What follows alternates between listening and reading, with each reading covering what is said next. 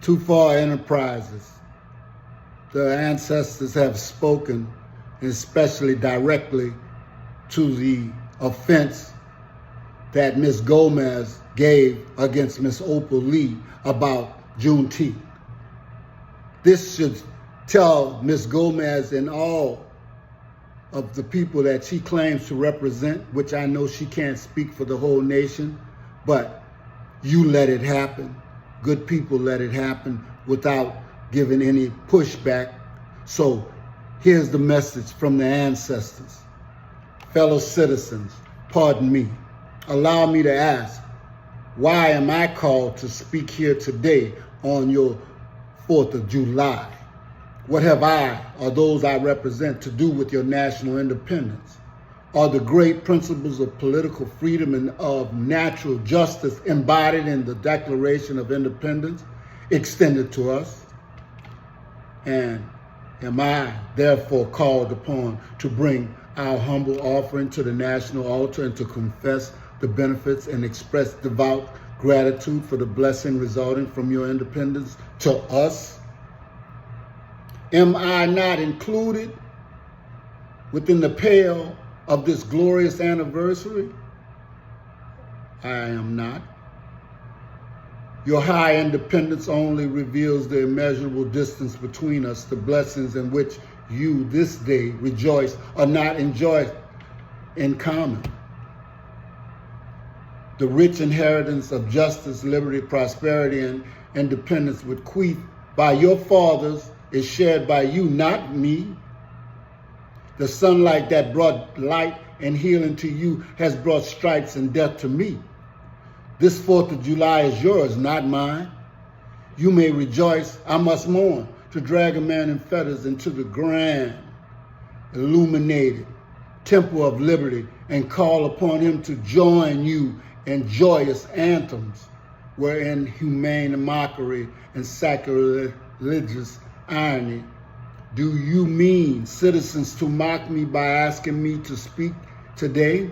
If so, there is a parallel to your conduct, and let me warn you that it is dangerous to copy the example of nations whose crimes, towering up to heaven, were thrown down by the breath of the Almighty, bearing that nation into irrevocable ruin. I can today take up the plaintive lament of a peeled and woe-smitten people whose chains, heavy and grievous yesterday, are today rendered more intolerable by the joyous shouts that reach them. If I do not forget, if I do not faithfully remember those bleeding children of sorrow this day, may my right hand cleave to the roof of my mouth. To forget them, my ancestors, to pass lightly over their wrongs, and to chime in with the popular theme would be treason, most scandalous and shocking, and would make me a reproach before God and the world, less alone my community. My subject then, fellow citizens, is American slavery. I shall see this day and its popular characteristics from the slave's point of view.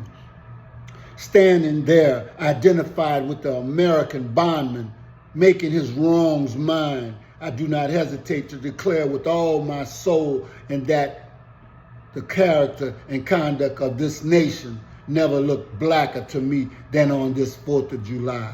Whether we turn to the declarations of the past or to the professions of the present, the conduct of this nation seems equally hideous and revolting. America is false to the past, false to the present, and solemnly binds herself to be false to the future.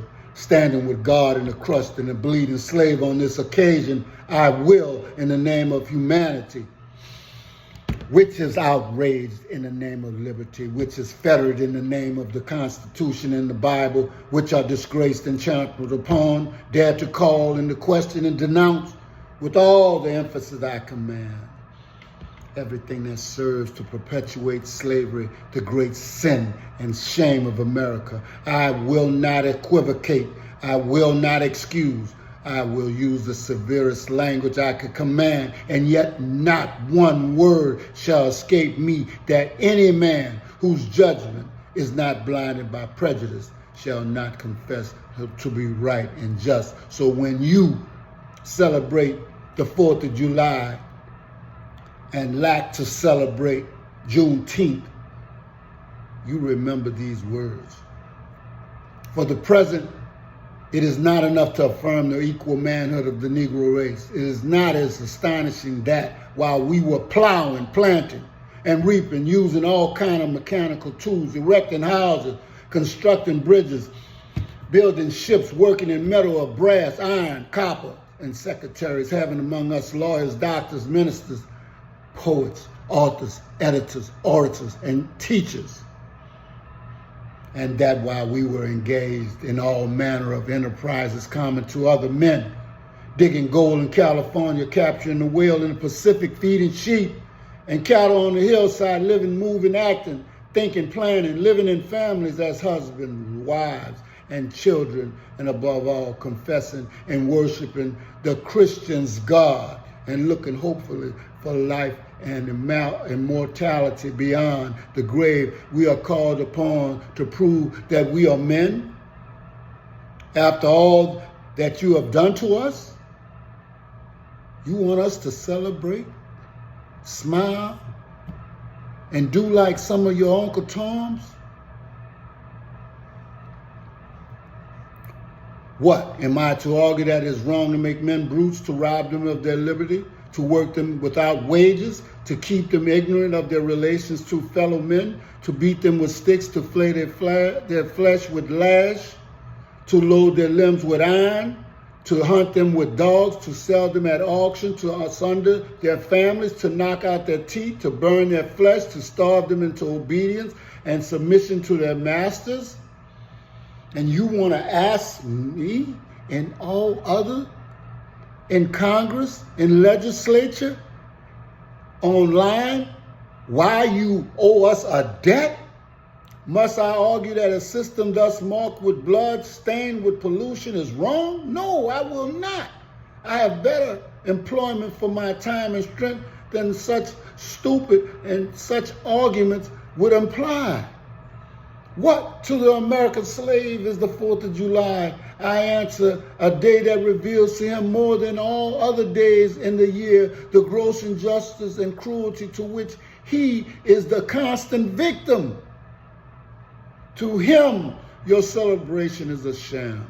Your boasted liberty and unholy alliance license, your national greatness swelling vanity, your sounds of rejoicing are empty and heartless. Your denunciation of times, brass-fronted mockery and impudence, your shouts of liberty and equality, hollow mockery, your prayers and hymns, your sermons and thanksgiving with all your religious parade and solemnity are to him but mere bombast, fraud, deception, impiety, and hypocrisy, a thin veil to cover up your crimes which would disgrace a nation of savages. There is not a nation of savages. There is not a nation on the earth guilty of practice more shocking and bloody than are those of the United States at this very hour. Go where you may, search where you will, roam through all the monarchies and despotisms of the old world, travel through South America, search every abuse, and when you have found the last, lay your facts by the side of everyday practices of this nation, and you will say with me that for revolting barbarity and shameless hypocrisy, America reigns without rival. And you dare to ask us why you owe a debt to the black community, to the Negro, to the black man, African. You have no idea the foolish sounds that come out of your mouth when asking why pay a debt to us when you've paid it to the Jews, to the Indians, to the Chinese, to the Japanese, to all people but us. In response to Miss Gomez, is this the answer that you want and need? Too Far Enterprises.